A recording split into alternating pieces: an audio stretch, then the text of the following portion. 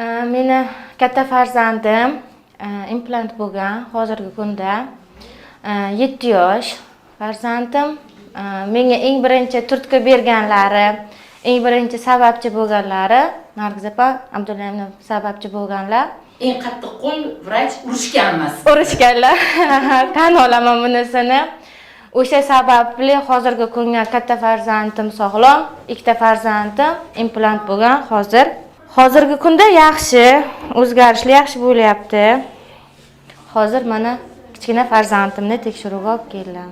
Akustik markaziga kattakon rahmat aytamiz. Yo'limizda yaqin qilib biz ishiga keldik tekshiruvlarimizga. Hozir yaxshi tekshiruvlardan o'tdik. Ota-onalardan iltimos qilib qolaman, bolalarni nazoratga olishlarini, eshitishlariga quloq solishlarini so'rayman, tekshirtirishlarini so'rayman.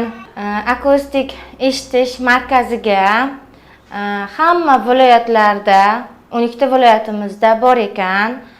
O'zimizda hozir Samarqandda kelishlaringizni so'rayman, shida tekshiruvlardan o'tishlaringizni, maslahat olishlaringizni farzandlaringiz bilan birga ishlaringizni bolalar bilan birga o'tkazishlaringizni tavsiya beraman.